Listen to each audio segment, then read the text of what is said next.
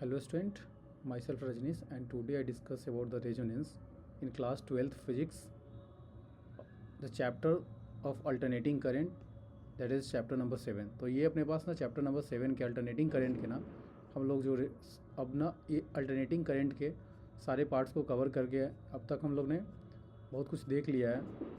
तो हम लोग ना सीरीज आरएलसी सर्किट को ना हम लोग देख रहे थे। सीरीज आरएलसी सर्किट में हम लोग रेजोनेंस को एनालाइज करते हैं। तो सीरीज आरएलसी सर्किट के अंदर अगर रेजोनेंस का फिनोमेनन देखोगे तो देखते हैं हम लोग सीरीज आरएलसी सर्किट के रेजोनेंस फिनोमेनन को। तो and interesting characteristics of the series RLC circuit, the phenomenon of resonance. The phenomenon of resonance is common among the system have tendency to oscillate a particular frequency. मतलब क्या है कि जो system अपने पास है ना, जो कि ये अपने पास आरएलसी सर्किट है, ये जो अपने पास आरएलसी सर्किट है, तो इसकी टेंडेंसी क्या है कि एक पर्टिकुलर फ्रिक्वेंसी पे ना ये सर्किट पूरा का पूरा फ्रिक्वेंसी एक सिंगल फ्रिक्वेंसी पे रन करे। तो दैट इज़ रेजोनेंस। तो the frequency is called natural frequency, the oscillate with the particular frequency. लेकिन जब सिस्टम को हम ड्राइव किया जाए एक energy source at the frequency is near to the natural frequency and amplitude of oscillation is found to be the large. The familiar example is phenomenon of the child on the swing. अगर child को क्या करते हैं ना, जैसे oscillation motion, जब child को एक क्या होता है, स्विंग का मतलब होता है कि अगर हम देख ले तो ये अपने पास क्या है, जब हम झूला झूलते हैं ना, इसको बोलते हैं, तो चाइल्ड को बिठा के जब झूला पे झूलाओगे या आप पेंडुलम बोलो, ये swing of the natural frequency that is back and forth like a pendulum, या child pull on the rope of the regular interval.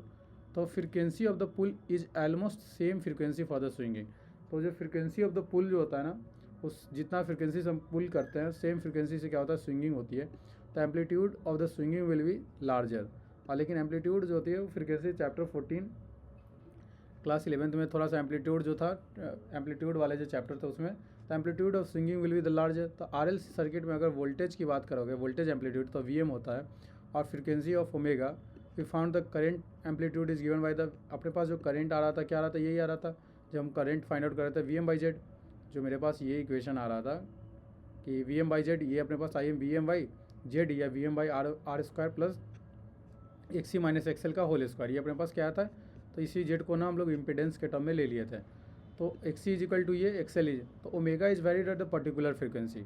अगर ओमेगा को वेरी करते हो, एक्चुअल रेजोनेंस क्या होता है, that resonance means the XL is equal to X C, XL is equal to X C. और बात करें हम तो पहला ये कि क्या है कि जो रेजोनेंस का मतलब क्या होता है ना, कि इफेक्ट जो है ना, इंडक्टिव इफेक्ट और कैपेसिटिव इफेक्ट जो है ना, क्या होता है, रिएक्टेंस वुड भी इक्वल, और ये दूसरे एक दूसरे को कैंसिल आउट करके ना सर्किट को प्योरली रेसिस्टिव बना देता है, ठीक ना। और जब सर्किट को प्योरली रेसिस्टिव बनाएगा तो पावर फैक्टर क्या हो जाएगा, उस वक्त यूनिटी पावर फैक्टर हो जाएगा, ठीक ना। तो और जो करे वोल्टेज जो होता है वो करंट के सेम फेज में है, क्योंकि रेसिस्टर वाला ही प्रॉपर्टी सब बिहेव करने लगेगा। तो वही लिखा है कि अगर ओमेगा का अगर XL is equal to at the particular frequency, अगर कोई वैल्यू, अगर ओमेगा के किसी वैल्यू के लिए एक, ये तो नेचुरल फ्रिक्वेंसी पर ड्राइव हो रहा था, लेकिन आपको अगर कोई एक पर्टिकुलर फ्रिक्वेंसी जो कि ओमेगा नॉट, तो XL is equal to X C. अगर किसी पर्टिकुलर फ्रिक्वेंसी हम लोग ले लेते हैं कि ओमेगा को वैरी करते हैं एक पर्टिकुलर फ्रिक्वेंसी ओमेगा नॉट पे, जैसे कि उस वक्त at XL is equal to X C at omega naught, the frequency will be omega naught frequency. इस ओमेगा नॉट फ्रिक्वेंसी पे XL is equal to X C है, तो इस ओमेगा नॉट को हम लोग रेजोनेंट फ्रिक्वेंसी बोलेंगे। और द इम्पिडेंस क्या हो जाएगा, उस वक्त मिनिमम हो जाएगा, क्योंकि इम्पिडेंस क्या हो जाएगा, अपने पास क्या हो जाएगा, एक्स सी माइनस एक्सएल का वैल्यू क्या हो जाएगा, अगर दोनों का वैल्यू इक्वल हो जाएगा तो ये वैल्यू क्या हो जाएगा, ओवरऑल जीरो हो जाएगा। तो आर स्क्वायर पर तो जेड का वैल्यू आर हो जाएगा। और this frequency is called the resonant frequency. तो XL is equal to X C, तो अगर XL is equal to X C तो अपने पास क्या हो जाएगा, one by omega naught is equal to C. तो ओमेगा नॉट का वैल्यू क्या जाएगा, तो हम लोग ये लिख सकते हैं कि one by omega naught is equal to omega naught by C, ये हो जाएगा। तो ओमेगा नॉट का वैल्यू क्या आ जाएगा, 1/√LC। तो ये अपने पास रेजोनेंट फ्रिक्वेंसी आ गया, और ओमेगा नॉट को हम लोग रेजोनेंट फ्रिक्वेंसी बोलते हैं, ठीक ना। तो रेजोनेंट फ्रिक्वेंसी के में क्या होगा कि अगर रेजोनेंट फ्रिक्वेंसी में देखो तो करंट क्या हो जाएगा, amplitude is current is maximum. क्या हो रहा था, करंट का एम्पलीट्यूड जो था अभी क्या था, मिनिमम था, क्या था कि एक्स सी बाई एक्सएल की वजह से क्या था कि करंट जो एम्पलीट्यूड का था वो क्या था, कम था। तो अब जो है सो करंट जो है एम्पलीट्यूड का वो क्या बढ़ जाएगा, क्योंकि सिर्फ रेसिस्टेंस जो क्या है ना, कि अगर रेसिस्टिव पार्ट सिर्फ बच गया तो हमारे डिनोमिनेटर में, तो करंट का वैल्यू बढ़ जाएगा। तो जब एक ओमेगा, तो बोलते हैं ना हम लोग कि रेजोनेंट फ्रिक्वेंसी पे ना करंट जो होता है ना, amplitude of the current is maximum, that is I M is equal to V M by R. तो ये अपने पास कि पहला कि करंट और जो omega naught is resonant frequency, XL is equal to XC, तो ओमेगा नॉट का जो फार्मूला आता है resonant frequency is equal to 1/√L, तो ये ओमेगा नॉट स्क्वायर ले जाते हैं, नीचे में आ जाता तो ये ओमेगा नॉट स्क्वायर आ जाता, वही 80/L, ये जो निकला है ना, ये ओमेगा स्क्वायर नॉट मल्टीपल हो जाता और ये आ जाता 1/√1 ओमेगा नॉट स्क्वायर 1/LC, और ये LC को जब ओमेगा निकालते तो रूट करते तो ये हो जाता 1/√1, तो 1/√LC आ जाता ये अपने पास। तो यहाँ से ओमेगा का ये वैल्यू आ जाता है, ओमेगा कैंसिल आउट हो जाता है जब रूट लगाते हैं, तो ये तो ओमेगा नॉट पे अगर जो वैल्यू आ रहा है तो ओमेगा नॉट ये हमारे पास एक इंपॉर्टेंट होता है। दूसरा हमारे पास की इम्पीडेंस जो होता है वो रेसिस्टिव इन सर्किट हो गया। जब रेसिस्टिव हो गया तो अपने पास क्या है, पूरा जो इफेक्ट ऑफ कैपेसिटिव और इंडक्टिव का इफेक्ट जो है वो भी कैंसिल आउट हो गया, इसका मतलब ओमेगा। और इसके बाद क्या हो गया कि पावर फैक्टर अपना यूनिटी हो जाएगा, ठीक ना। तो करंट क्या करेगा, वोल्टेज और करंट सेम फेज में लाइज करेगा, तो इसका मतलब पावर फैक्टर भी यूनिटी हो जाएगा। ये सब चीज़ भी हम देखते हैं।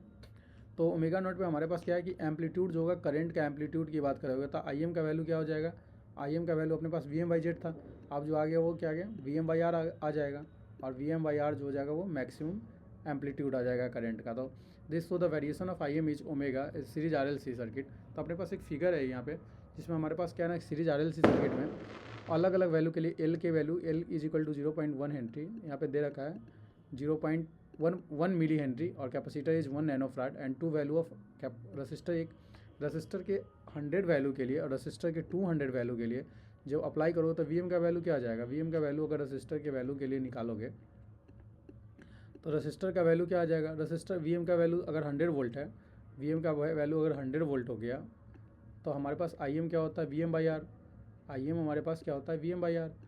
तो मेरे पास अगर रसिस्टर का वैल्यू 100 आया तो यहाँ पे अगर हम 100 से डिवाइड करते हैं तो मेरे पास क्या आता, मेरे पास करंट का वैल्यू क्या आता 1 आता। तो ये अपने पास क्या है ना, तो ये अपने करंट का वैल्यू 1 आ गया, 1 आता। तो यही अपने पास जो ये वेव फॉर्म दे रखा है, ये जो वेव फॉर्म है ना, देखो लिटिल बिट ऑफ नॉइज है, उसको इग्नोर करके चलना, मैं स्टार्टिंग से ही बता रहा हूँ, और जो मैं बता रहा हूँ काफ़ी अच्छा बता रहा हूँ, इसलिए उसको इग्नोर करके ही चलना पड़ेगा, क्योंकि मेरे पास वो सुविधा नहीं है कि जो मैं आवाज़ को मिनिमम कर लूँ।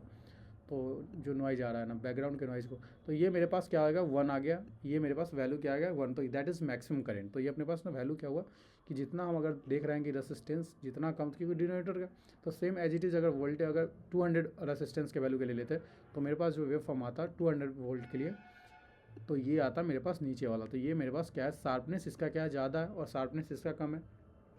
इस पर भी बात करेंगे तो मेरे पास ओमेगा नॉट का वैल्यू तो 1/LC है, तो LC अगर L और C का वैल्यू जो पुट करोगे ना, L का वैल्यू क्या है 1 हेनरी और 1 मिली हेनरी, इसके बाद ये अपने पास 1 नैनोफैराड, तो अपने पास क्या आ जाता 1 × 10⁶ रेडियन पर सेकेंड आ जाता ओमेगा नॉट का वैल्यू।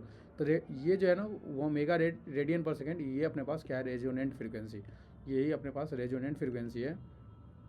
जिस रेजोनेंट फ्रीक्वेंसी पे अपने पास जो करंट का वैल्यू आ रहा था, ये करंट आ गया, और ये करंट 1 का करंट जब रसिस्टर का वैल्यू 100 ओम है, और ये अपने पास रसिस्टर का वैल्यू जब 200 ओम है, तो ये अपने पास ये फिगर है। तो ये फिगर अपने बता रहा कि तो उस वक्त क्या आ जाएगा, करंट जब 200 होगा तो 1/100 डिवाइडेड बाई 200 दैट इज 0.25, तो ये अपने पास आ जाता 0.5, ये अपने पास आ जाता 0.5। तो what the current of the amplitude is maximum, we see the current amplitude is maximum the resonant frequency। Current का एम्पलीट्यूड क्या हो जाएगा, इस वक्त क्या हो जाएगा, current amplitude is maximum at the resonant frequency के समय हमको क्या दिखता है कि करंट का एम्पलीट्यूड मैक्सिमम होता है, दैट इज कॉल्ड VM/R। इसी कंडीशन में हमारे पास मैक्सिमम दिखता है at the resonance the current amplitude is case of number 1 is twice the case of 2। तो दूसरा पहले वाले केस में क्या हुआ ट्वाइस हो गया, क्योंकि रेजोनेंस क्या है अपने पास क्या है रेसिस्टेंस भी ट्वाइस है, इसलिए अपने पास क्या है करंट का भी वैल्यू जो आ रहा है वो ट्वाइस आ रहा है, मतलब 1 आ रहा है, 0 से 1 आ रहा है, क्योंकि अपने पास क्या है ना कि रेसिस्टेंस का वैल्यू 100 से 200 है, इसीलिए कि रेसिस्टेंस का वैल्यू जितना कम होगा उतना ज़्यादा शार्पनेस आएगा। तो तो यही बता रहा है कि रेजोनेंस कंडीशन में अपने पास क्या है करंट का वैल्यू मैक्सिमम आता है, एम्पलीट्यूड देखो मैक्सिमम आया, और देखो ये दोनों फिगर में तो करंट का एम्पलीट्यूड मैक्सिमम आ रहा है, और जो पहले वाले में वो पहले वाले केस में क्या है कि ट्वाइस आ रहा है केस 2 से। तो resonant circuit have the variety of application, जो कि बहुत सारे एप्लीकेशन में यूज़ किया जाता है ट्यूनिंग मैकेनिज्म के लिए, जैसे कि रेडियो टीवी सेट के लिए एंटीना को ना रेडियो एक्सेप्टर, ये इसको ना एक्सेप्टर सिग्नल भी बोलते हैं, क्योंकि ये ब्रॉडकास्टिंग में के स्टेशन में भी यूज किया जाता है, एक्सेप्टर सर्किट भी बोलते हैं।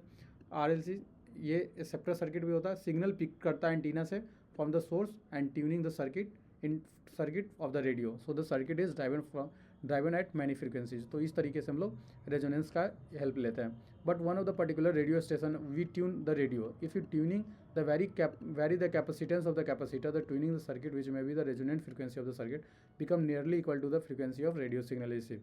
What's happened, the amplitude of the circuit current is frequency of signal is particular, the radio station of the circuit will be maximum. तो इस तरीके से हम लोग बात करते हैं। It is important note the resonance phenomenon is exhibited the circuit only if L and C are present। ऐसा सर्किट, ऐसा R, L और C जब तीनों अवेलेबल हो तब जाके, जब तक दोनों तभी एग्जिबिट करेगा सर्किट जिसमें एल और सी प्रेजेंट होता है in circuit. Only then do the voltage and the inductor voltage and the capacitor voltage are cancel each other. या हम बोल सकते हैं कि जो वोल्टेज का ड्रॉप है इंडक्टर और कैपेसिटर के बीच में वो भी सेम है, ये भी बोल सकते थे। तो मतलब this means voltage drop of the inductor and capacitor should भी सेम, ये भी बोल सकते थे। तो both begin out of the phase, दोनों क्या है कैंसिल करेंगे तो आउट ऑफ द फेज, तो करंट का एम्पलीट्यूड VM/R आ जाएगा। तो टोटल सोर्स वोल्टेज जो होगा अपेयर कर जाएगा क्रॉस द रसिस्टर। अगर इस तरीके का क्या होगा तो टोटल वोल्टेज अपेयर कर जाएगा क्रॉस द रसिस्टर। जो RLC सर्किट हम लोग देख रहे थे, तो टोटल वोल्टेज कहाँ अपेयर करेगा, क्रॉस द रसिस्टर पे अपेयर कर जाएगा टोटल वोल्टेज। और ये लिखा है this means that they can not have the they can not have resonance in RL और RC सर्किट। ये कभी नहीं हो सकता कि RC या RL सर्किट के लिए हम लोग रेजोनेंस फाइंड आउट करते हैं, ये नहीं है, ये कभी भी नहीं हो सकता कि RL ये जब भी हमारे पास RLC सर्किट या तो मेरे पास सीरीज में है या पैरेलल कनेक्शन होता है, तो ये सीरीज कनेक्शन के लिए, पैरेलल कनेक्शन के लिए भी हम लोग फाइंड आउट कर सकते हैं रेजोनेंस। तो इस बुक में RLC सर्किट से सीरीज कनेक्शन के लिए दे रखा था, तो हम लोग इतना ही देखते हैं, ठीक ना।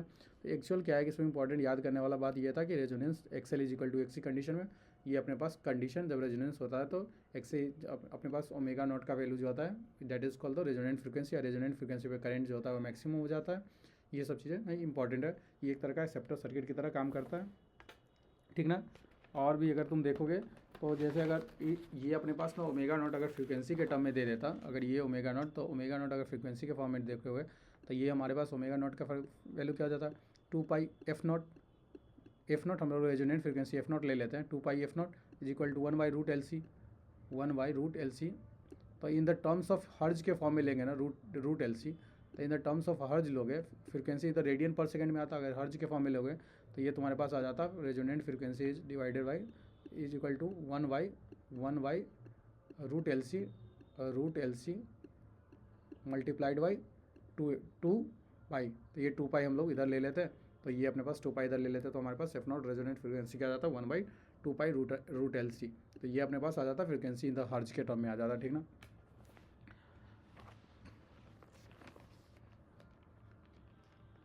तो अपने पास क्या हुआ कि नेट रिएक्टेंस जो भी होगा हम बात कर सकते हैं कि नेट रिएक्टेंस जो XL = XC ये अपने पास 0 हो गया, रेसिस्टिव सर्किट की तरह काम कर गया अपना सर्किट। और पावर को जो एक्सप्रेस करोगे तो पावर क्या होगा, पावर एक्सप्रेस हो जाएगा वोल्टेज इंटू करंट, क्योंकि अपने पास जो आ गया वो रेसिस्टेंस और क्या हो गया सिर्फ वोल्टेज और रेसिस्टेंस ही है, क्योंकि यहाँ पे तो रेसिस्टेंस है, तो पावर इज एक्सप्रेस इंटू वाट। और ये जो वोल्टेज का ड्रॉप जो हो गया वो XL = XC हो गया, तो वोल्टेज का भी ड्रॉप क्या हो गया, वोल्टेज का ड्रॉप जो हो गया वो कैंसिल आउट कर दिया। तो कभी भी हम इंडक्टिव ये अपने पास ना रेसिस्टर जब भी हम रेजोनेंस देखते हैं तो XL और XC हमारे पास ये सर्किट होना चाहिए कि जिसमें हमारे पास इंडक्टर और कैपेसिटर दोनों होना चाहिए। They do cancel to each other, so they behave as the circuit, that circuit is exhibit a phenomenon of resonance. तो उस टाइप का सर्किट क्या करता है, एग्जिबिट करता है फिनोमेनन ऑफ रेजोनेंस, ठीक ना।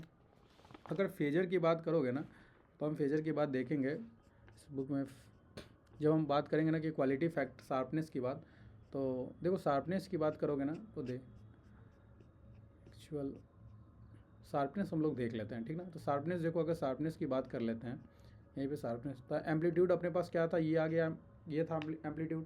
IM = VM/R² + ω/L = ω/C। ये अपने पास ना XL को हमने ω/L ω/C², तो ये ओमेगा नॉट ये अपने पास रेजोनेंट फ्रीक्वेंसी जो कि मैक्सिमम करंट इसमें मैक्सिमम आ गया, ठीक ना। तो इस वैल्यू में ओमेगा के वैल्यू में the current is less than maximum value. अगर ओमेगा अगर अदर देन अगर हम ये बात कर लें कि मेरे पास ये जो ये वैल्यू था ये ओमेगा इस वैल्यू के लिए या इस वैल्यू के लिए, तो ओमेगा के इस वैल्यू के लिए मेरे पास क्या है, इस वैल्यू के लिए मेरे पास जो है सो मैक्सिमम इस वैल्यू के लिए मेरे पास ओमेगा नॉट के छोड़ के अगर किसी वैल्यू के लिए अगर हम फाइंड आउट करते हैं करंट, तो मेरे पास क्या आ रहा है कि वैल्यू मैक्सिमम नहीं आ रहा है। This is a maximum value of the current. यही लिखा है कि अगर देखोगे तो तुम्हारे पास क्या होगा कि ओमेगा को छोड़ के ना for other than omega naught, the amplitude of the current is less than maximum value. So suppose we choose the value of omega is current amplitude is 1/√2 times, तो इट्स मैक्सिमम वैल्यू. तो अगर हम current ना के value को ना 1/√2 times ले लेते हैं, कि अगर ये अपने पास कहीं ना कहीं करंट का वैल्यू अगर 3 dB या बोले तो 1/√2 टाइम्स ले लेते हैं मैक्सिमम वैल्यू से, तो ये अगर 1/2 times 1/2 time the maximum value, the current amplitude is 1. At this value the power dissipate by the circuit become half. तो इस कंडीशन में जो पावर जो सर्किट का ना बिहेव कर half from the curve, the figure is 7.16. तो अपने पास जो ये सर्किट है ना, थोड़ा सा अगर इस फिगर को इरेज करते हैं हम लोग, तो 1 मिनट, अगर इसमें फिगर को देखोगे ना, तो इस फिगर में क्या है कि ये ना ये बिहेव करेगा 0.5, ये रहा. तो ये कंडीशन है, ये कंडीशन में अगर हम फाइंड आउट करते हैं तो मेरे पास ये जो वैल्यू आता है ये और ये वैल्यू, तो ये हाफ ऑफ सर्किट का ये ना पावर डिसिपेशन क्या हो जाता है, हाफ हो जाता है. तो for this curve we such that the omega say that omega 1 omega 2 one of is greater than and another is smaller than, that is symmetrical about the omega naught. तो ये अपने पास अगर हम एक को वैल्यू को ले लेते हैं ओमेगा नॉट, ओमेगा 1, इस वैल्यू को जो कट करता है, इस वैल्यू को हम लोग ओमेगा 1 ले लेते हैं, इस वैल्यू को ओमेगा 2. एक्चुअल ऐसा होता है जब हम इस ग्राफ को देखते हैं, 1 मिनट, इस ग्राफ को अगर हम देखें ना, तो मेरे पास क्या होता है,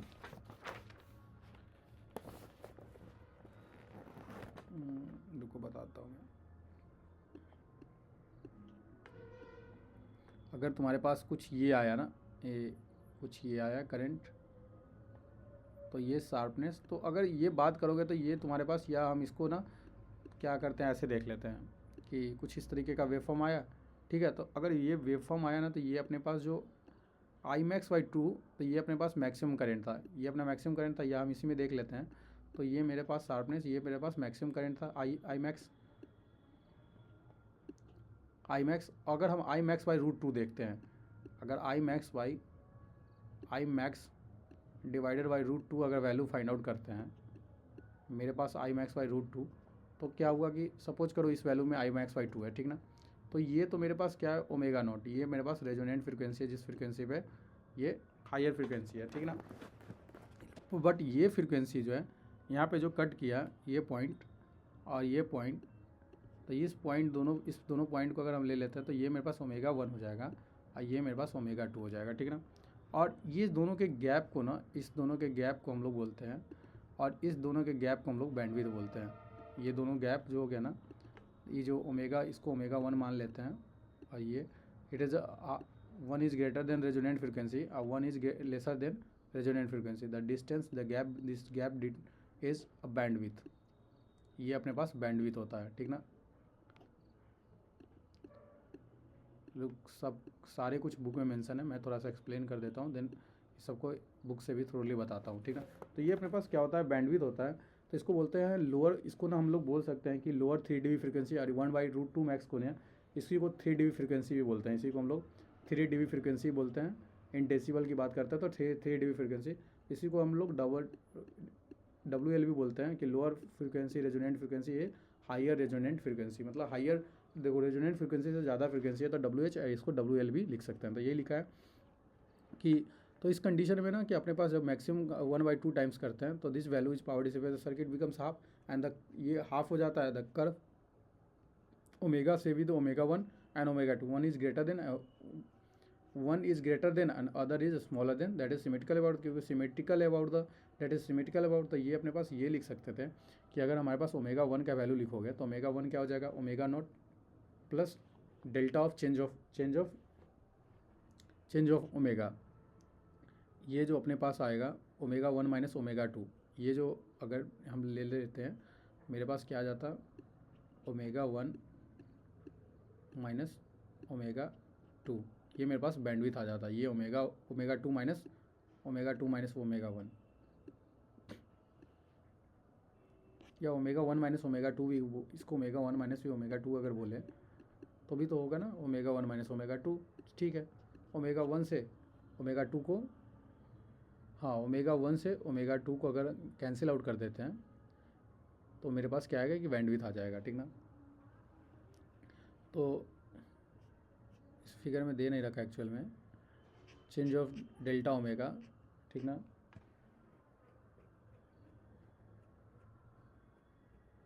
नहीं, इसको तो तुम ओमेगा 2 ही लोगे ना, कैसे कि देखो अगर ओमेगा 2 माइनस ओमेगा 1 करोगे तो एक्चुअल क्या ना, इस बुक में ना ओमेगा 1 इसको लिया होगा, फिर higher omega 1 is greater another is smaller, तो 1, अच्छा 1 इसको हायर ले लिया है, इसको 2 लिया है, H2 लिया है इसको, इसलिए ऐसा बुक में लिख रहा है, ठीक ना। ये याद रखना कि हायर फ्रिक्वेंसी ना 1 को लिया है, 2 को लोअर लिया है, ठीक ना। तो ये अपने पास अगर निकालोगे तो देखो अपने पास क्या है, ये लेंथ निकालना है, ये लेंथ निकालना है, तो इस लेंथ तक हमारे पास क्या है, इस लेंथ तक का वैल्यू क्या है, ये इस लेंथ का वैल्यू मेरे पास क्या है W1 है, और इस लेंथ तक का वैल्यू मेरे पास क्या है W1 है। देखो तो एक्चुअल हमारे पास क्या आ जाएगा, अब हम इसको निकाल सकते हैं ना, इस तो मेरे पास इतना बच गया ना, तो इतना बच गया तो क्या हो जाएगा W1 माइनस W2, तो ये मेरे पास आया ना, तो ये मेरे पास बैंडविड्थ आया, ठीक ना। तो ये जो गैप आ गया सो आ गया ना, तो that gap is the bandwidth gap, ठीक ना। तो अपने पास ये है कि चेंज ऑफ डेल्टा, तो डेल्टा अगर डेल्टा ये है ना डेल्टा, तो ये डेल्टा ओमेगा 1 माइनस ओमेगा, अगर देख लेते हैं omega 1 is equal to omega naught plus delta delta omega naught, इसको भी डेल्टा ओमेगा ले लिया और इसको भी डेल्टा ओमेगा लिया, ठीक ना। तो अपने पास दोनों को डेल्टा ओमेगा लेगा तो अपने पास क्या हो जाएगा 2 डेल्टा ओमेगा, तो बैंडविड्थ अगर डेल्टा, तो ये यही लिखा है कि ओमेगा 1 जो है ना ओमेगा नॉट प्लस डेल्टा 1, और ओमेगा 2 जो होगा वो ओमेगा नॉट माइनस डेल्टा। तो दोनों को जब डिफरेंस को तुम इक्वेट कर लोगे तो ओमेगा 1 माइनस ओमेगा 2, तो ये तुम्हारे पास बैंडविड्थ ऑफ द सर्किट आ जाएगा, तो ये तुम्हारे पास बैंडविड्थ आ जाता है, ठीक ना। The quantity of omega naught divided by 2 of omega naught, this measure the sharpness of the resonance. तो ये पास जो मेरे पास जो बैंडविड्थ आता है ओमेगा नॉट, ये अपने पास जो resonant frequency divided by bandwidth, resonant frequency divided by bandwidth is 2 delta omega, I that is equal to the, ये हमको क्या करता है शार्पनेस मेजर करके देता है रेजोनेंस का, the sharpness of the resonance, that is the sharpness of resonance. देखो मैं इतना अच्छा बता रहा हूँ ना, जो मैं इतना अच्छा ना कोई कहीं नहीं बताएगा, ठीक ना, क्योंकि मैं कितना बार बोल चुका हूँ कि एनसीईआरटी किसी के बस की बात नहीं है कि बता देना अच्छे से, ठीक ना। तो क्या करो कि अच्छे से सुन लो, पूरे लेक्चर देख लेना मेरा, और अच्छा लगे तो ज़रूर वीडियोज़ को लाइक कर देना, चैनल को सब्सक्राइब कर लेना, और कोई डाउट हो तो ज़रूर कमेंट करो, हम डाउट के लिए हमेशा अवेलेबल हैं, तो मेंशन करो कमेंट बॉक्स में, मैं ज़रूर हेल्प करूँगा, ठीक ना। तो ये अपने पास हो गया क्या शार्पनेस ऑफ द रेजोनेंस। अगर स्मॉलर वैल्यू देखोगे डेल्टा ओमेगा का, तो शार्पर, अगर smaller the delta omega sharper and the narrower the resonance, and जितना डेल्टा ओमेगा क्या होगा, डेल्टा ओमेगा का वैल्यू जितना कम रखोगे तो उतना क्या होगा शार्पनेस होगा, क्योंकि शार्पनेस उतना ही ज़्यादा होगा ये अपने पास, और जितना ज़्यादा रखोगे उतना ज़्यादा कम होगा। तो ये the current amplitude is equal to 1/2 max I max for the omega 1 that is omega 1 that is omega naught plus delta omega. तो ये अपने पास एट द ओमेगा 1 के वैल्यू में हम अगर निकालते हैं तो मेरे पास क्या वी एम बाई आर, ये अपने पास तो I M by root two, तो ये V M by root two, V M is equal to I max जो है, आई मैक्स हमने यूज किया कि हमने 1/√2 वाला यूज किया, तो ये अपने पास V M by R into √2 भी यूज होगा एट द ओमेगा 1। हम जब ये बात करेंगे कि ओमेगा 1 पे जब अगर हम फाइंड आउट करेंगे करेंट तब, और जब ओमेगा 2 पे फाइंड आउट करेंगे तो मेरे पास अलग वैल्यू निकल के आएगा। तो ये मेरे पास आ जाता R omega into R of root two, यही आ जाता, ये आ जाता अपने पास आर ऑफ रूट टू, यही आया जो ये आता यही आ जाता। तो ये लिखा है कि अगर आर ऑफ रूट टू आ जाएगा, अगर तुम्हारे पास एक इक्वेशन है ये वाला कि R of omega L square plus ये, इस वैल्यू को ना, इस वैल्यू को अगर तुम क्या करोगे कि एक्सएल माइनस एक्स ही हटा लोगे तो तुम्हारे पास √2 क्या आ जाएगा, अगर ये यूज करोगे तो 1/ओमेगा LC is equal to R2, ये अपने पास यूज करोगे कि हमने क्या किया कि इस वैल्यू को ना और इस वैल्यू को दोनों को इक्वेट कर दिया, इस दोनों वैल्यू को इक्वेट किया, इस वैल्यू को ना we M by are √2R से मैंने इसको इक्वेट किया, तो वी एम से वी एम कैंसिल, तो हमने क्या किया डिनोमिनेटर वाले टर्म्स को एक साथ रखा, R2 ये इसको सिंप्लीफाई करोगे तो इसको स्क्वायर, ये स्क्वायर को इधर ले आओगे तो ये तुम्हारे पास क्या हो जाएगा स्क्वायर बन जाएगा, तो 2R² हो जाता, और ये अपने पास ये ब्रैकेट हट जाता, तो R² plus one by omega L minus one by omega 1 plus C का होल स्क्वायर। तो ये टर्म्स को R² से एक R² कैंसिल हो जाता, तो ये एक आर स्क्वायर कैंसिल हो जाता तो एक आर बच जाता, एक आर स्क्वायर से आर स्क्वायर इधर, आर स्क्वायर से आर स्क्वायर एक इधर ले जाता तो सिंपल क्या हो जाता माइनस आर स्क्वायर, तो ये सिर्फ आर बच जाता। तो omega L square one by omega c² is equal to R square, 1 R square को हटाने के लिए हमने आर से, तो ये मेरे पास आ जाता omega L minus omega C is equal to R. तो ये अपने पास ना चेंज ऑफ, तो हम लोग ये लिख सकते हैं कि जो चेंज ऑफ डेल्टा, तो ओमेगा 1 जो है एक हमारे पास है लोअर ऑर्डर फ्रिक्वेंसी, जो कि ओमेगा 1, तो ओमेगा 1 हमारे पास क्या है omega naught into delta omega. जो ओमेगा 1 हमने लिया था, कि मैंने जो ओमेगा 1 लिया था ये ओमेगा 1, वो ओमेगा 1 क्या थे ओमेगा नॉट इंटू डेल्टा, क्योंकि ओमेगा 1 का वैल्यू क्या था चेंज ऑफ डेल्टा, और ये ओमेगा नॉट रेजोनेंट फ्रिक्वेंसी तक, तो हायर ऑर्डर फ्रिक्वेंसी। तो ये अपने पास omega naught into omega naught into C. तो इसको सॉल्व करते हैं तो थोड़ा सा और क्या सिंप्लीफाई कर लेते हैं कि ओमेगा एल को ओमेगा नॉट एल, थोड़ा सा इसको और सिंप्लीफाई कर लेते हैं, और इसको ओमेगा नॉट सी, तो ये अपने पास इस तरीके से लिख सकते थे 1/ओमेगा नॉट आर ओमेगा, तो ये अपने पास क्या हो जाता कि one by omega naught C is equal to 1/LC, ये हमारे पास पता था। तो सेकेंड टर्म से, second term of the left side hand side, तो ये अपने पास, तो ये यूज करते हैं हम लोग क्या कि one by omega not into L, 1/ओमेगा naught सी को ना हम लोग क्या कर लेते हैं कि 1 इधर मल्टीपल कर लेते हैं, तो ओमेगा नॉट एल/ओमेगा नॉट एल ये आ जाता। तो हमारे पास क्या है अपने पास ये दोनों इक्वेशन है, एक इक्वेशन को और सिंप्लीफाई करोगे तो ओमेगा नॉट एल है ओमेगा नॉट एल, इसको ले गए तो इन्वर्स, ये इन्वर्स हो जाता, तो ये इन्वर्स हो जाता, तो तुम्हारे पास क्या होता है ये इन्वर्स, तो 1 माइनस ओमेगा नॉट एच 1 तो 1/डेल्टा ऑफ ओमेगा नॉट, ये तुम्हारे पास इस तरीके का बन जाता, ये omega naught 1 minus delta of omega naught, ये माइनस आ जाता, ये साइन, ये इन्वर्स करते तो ये माइनस हो जाता, चेंज इसका साइन हो जाता ये यार। तो इसको और सॉल्व कर लेते तो omega naught L two of क्या हो जाता है, अगर इसको सिंप्लीफाई करोगे तो ये आ जाएगा omega naught L into 2 delta omega by omega naught, तो चेंज ऑफ डेल्टा ओमेगा आ जाता R/2L, that is the sharpness of resonance is given by, sharpness of resonance हमारे पास क्या था omega naught by 2 delta omega, the resonant frequency by bandwidth, ये bandwidth मेरे पास क्या था 2 delta omega, यही बैंडविथ, और मेरे पास ये होता omega naught by 2 delta omega, तो ओमेगा नॉट बाई एल, ये ओमेगा नॉट बाई एल, और ये आर, क्योंकि डेल्टा ओमेगा का हम लोग वैल्यू यहाँ पे पुट करते थे R/, तो omega naught L by R, तो ये भी हम लिख सकते थे that omega naught L by R is called the quality factor of the circuit, और ये ओमेगा नॉट एल आर जो है ये हमारे पास क्वालिटी फैक्टर ऑफ सर्किट होता है। यहाँ पे कैसे हुआ कि ओमेगा नॉट के वैल्यू पे ये पुट किया तो ये हमारे पास omega naught L by R आ जाता, ठीक ना। तो ये इक्वेशन है, तो 2 of delta of omega is equal to omega naught by Q, इसको हम लोग क्यू टर्म्स में ओमेगा नॉट एल के आर वाले टर्म्स को ना क्यू के, तो बैंडविथ जो है, तो यहाँ पे क्या दिख रहा है कि बैंडविथ जो है resonant frequency, bandwidth is equal to resonant frequency divided by quality factor, तो ये भी हो सकता है।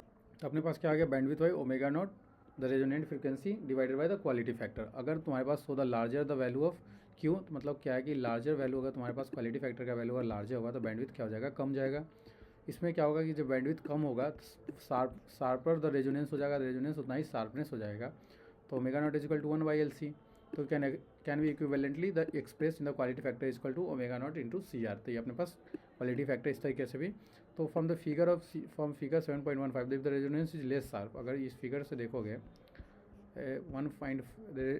ये figure 7.15 the figure from the figure 7.15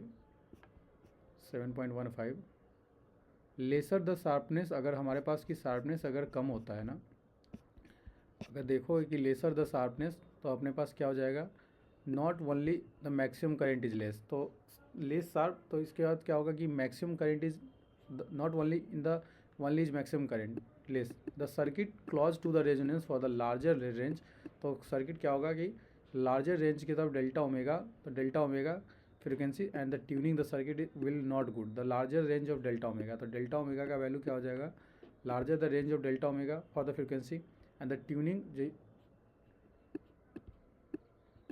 the tuning of the circuit is not good, so the less sharp the resonance, less the selectivity of the circuit, or the vice versa. if the quality factor is large, R is low, जब quality factor large होगा तो क्या होगा R ज़्यादा होगा और L जो होगा वो लार्ज होगा, इंडक्टर भी लार्ज होगा, the circuit is more selective. तो क्वालिटी फैक्टर हमारा क्या होना चाहिए, अच्छा होना चाहिए, ना ही कि डेल्टा ओमेगा बड़ा होना चाहिए। जो हमारे पास डेल्टा ओमेगा जो है वह नहीं बड़ा होना चाहिए। ऐसा नहीं कि मेरा जो है ना, जो डेल्टा ओमेगा है, चेंज ऑफ जो है मेरे पास, जो चेंज ऑफ ये है, ये वाला जो है ना चेंज ऑफ, ये मेरे पास जो चेंज ऑफ है ये ज़्यादा नहीं होना चाहिए, डेल्टा ऑफ ओमेगा ज़्यादा नहीं होना चाहिए। समझा कि नहीं? अगर डेल्टा ऑफ जो ओमेगा ज़्यादा होगा, अगर डेल्टा ऑफ ओमेगा ज़्यादा होगा, frequencies larger the range of frequencies होगी, तो ट्यूनिंग हमारा क्या होगा, सर्किट का अच्छा नहीं होगा। तो इसके वजह से हमारे पास क्या है ना कि इसलिए हमारे पास less sharp of resonance, so the less sharp of resonance, the less selectivity, तो शार्पनेस बहुत कम आएगा।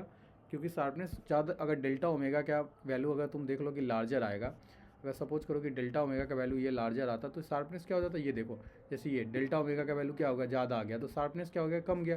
तो जैसे शार्पनेस और लेस शार्पनेस आ जाएगा, लेस सेलेक्टिविटी हो जाएगा और circuit of the circuit of vice versa. इसके उल्टा तो हम लोग क्वालिटी फैक्टर क्या करते हैं ना, तो हमारे पास क्वालिटी फैक्टर ज़्यादा होने के लिए हमारे पास लो आर कम होना चाहिए,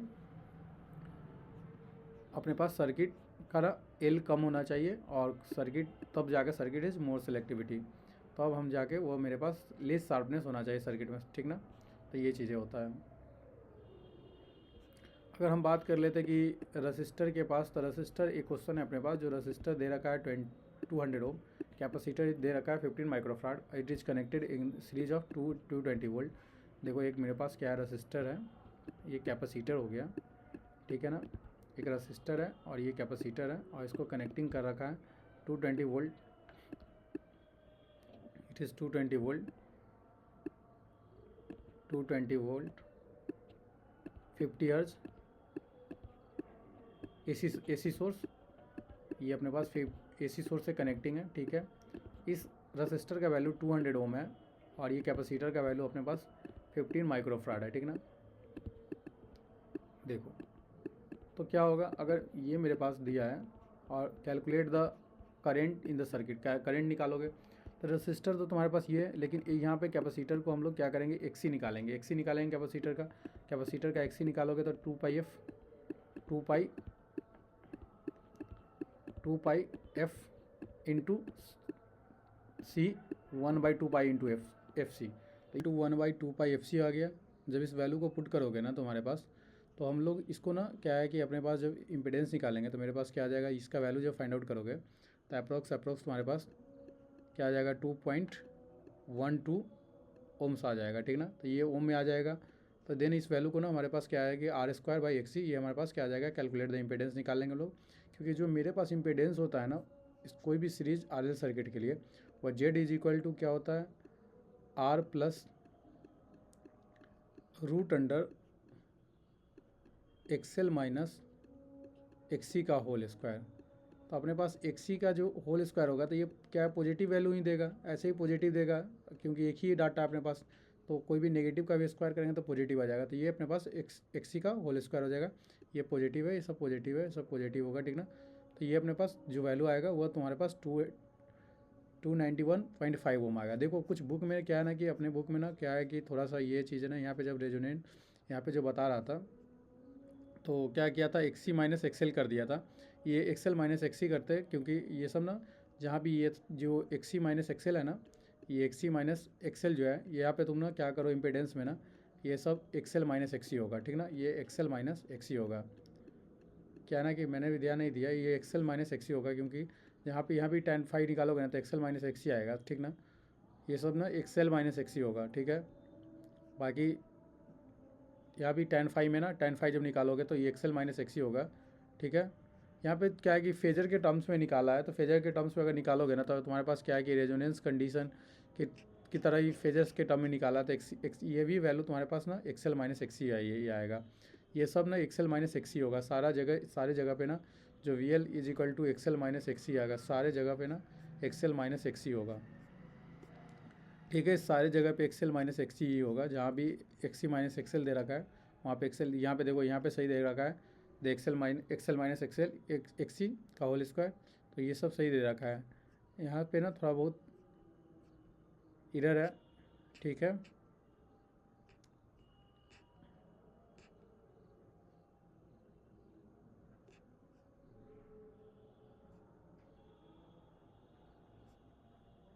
एक्सएल माइनस एक्सी होगा, सब में एक्सएल माइनस एक्सी होगा, ठीक ना।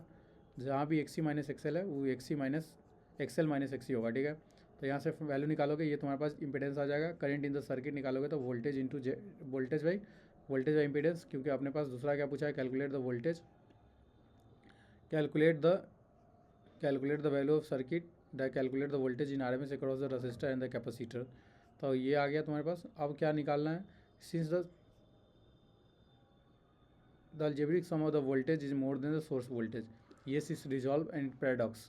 क्या ना, सबसे पहले अपने पास तो करंट निकालना था सर्किट में, तो करंट तो ये आ गया, करंट इन द सर्किट। लेकिन अब ना वोल्टेज निकालना था, वोल्टेज निकालोगे तो ये तुम्हारे पास क्या आ जाएगा, वोल्टेज आ जाएगा आई आर, जो कि voltage into resistance, current into resistance, current अपने पास ये था, इसका ये रसिस्टेंस, करंट इंटू रसिस्टेंस, ये वोल्टेज। तो अगर इस सर्किट में देखोगे तो करंट का जो वैल्यू था ना, वो करंट का वैल्यू क्या था, 0.7755 एम्पेयर, 755 एम्पेयर। तो देखो इसमें वोल्टेज जो आ रहा है ना, मैंने स्टार्टिंग में ही बताया था कि जब हम बता रहे थे कि वोल्टेज को हम लोग इस तरीके अलजेब्रिक सम नहीं करते हैं। जब हम बता रहे थे यहाँ पे कि वोल्टेज को ना अलजेब्रिक सम नहीं करते, ये यहाँ पे ना ये बताया कि मैंने वोल्टेज को अलजेब्रिक सम नहीं करते, V R plus J V L minus V C करते हैं। यहाँ भी हम जब निकालते हैं ना तो ये क्या हो जाता है, V L square V C, V L minus V C. तो यही यहाँ पे लिखा हुआ था, V L minus XL minus X C. यहाँ पे भी मिस्टेक हो गया था, मैंने बताया सही था, बुक से मैंने देखा इसलिए मिस्टेक हो गया, ठीक ना। तो एक्सएल माइनस एक्सी यूज करो सब जगह। और ये देखो, तो यहाँ पे अगर तुम सम करोगे दोनों वोल्टेज का, तो तुम्हारे पास जो वोल्टेज आ जाएगा वो कितना आएगा, दोनों को सम करोगे, अलजेब्रिक सम करोगे तो ये आएगा। लेकिन जो more than the source voltage, ये सोर्स वोल्टेज से क्या है, ज़्यादा आ रहा है। तो क्या ऐसा पॉसिबल हो सकता है, तो नहीं हो सकता है। तो ये हम ना कभी भी ना ऐसे वोल्टेज को कभी भी ऐड नहीं कर सकते जब हमारे पास कोई एक रसिस्टर हो, या कोई भी एक कैपेसिटर हो, या कैपेसिटर हो, या हमारे पास कोई इंडक्टर हो। तो हम लोग वोल्टेज को इस तरीके से ऐड नहीं करते, हम लोग उसको जो ऐड करते हैं वो ये ऐड करते हैं कि वी आर, जो source voltage equal to V R plus J of V L minus J of V L minus V of C.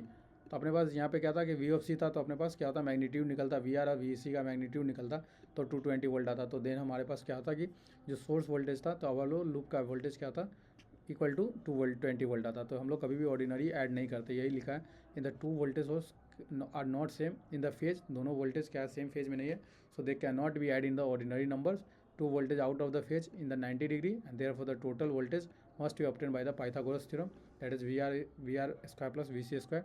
The phase difference between two voltages is properly taken in the account. So total voltage of the resistor and the capacitor is equal to the voltage source.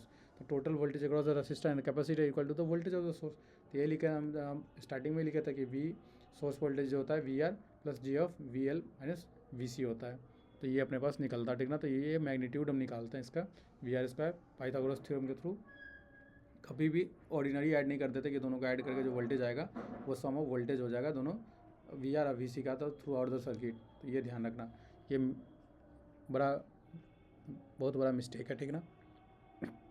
तो हम लोग का ना अब last module बचा है power in AC circuit, और इसके बाद हम लोग ट्रांसफार्मर देखेंगे, कुछ न्यूमेरिकल है और एलसी ऑसिलेटर है। एलसी ऑसिलेटर के बाद अपने पास ट्रांसफार्मर है, एलसी और ट्रांसफार्मर, देन ये चैप्टर अल्टरनेटिंग करंट खत्म हो जाएगा। तो 3 लेक्चर में हम लोग इस पूरे चैप्टर को ख़त्म कर लेंगे, 3 लेक्चर और बचे हुए हैं। तो आज के लिए इतना ही रखते हैं। देखो कि अगर कोई डाउट होता है तो कमेंट बॉक्स में मेंशन करो, किसी तरीके का कोई डाउट होता है तो। और अगर वीडियोज़ अच्छा लगता है तो वीडियोज़ को लाइक कर दो और चैनल को सब्सक्राइब कर लो, ठीक ना। और कोई सजेशन भी हो तो कमेंट करो, ठीक है। Thank you.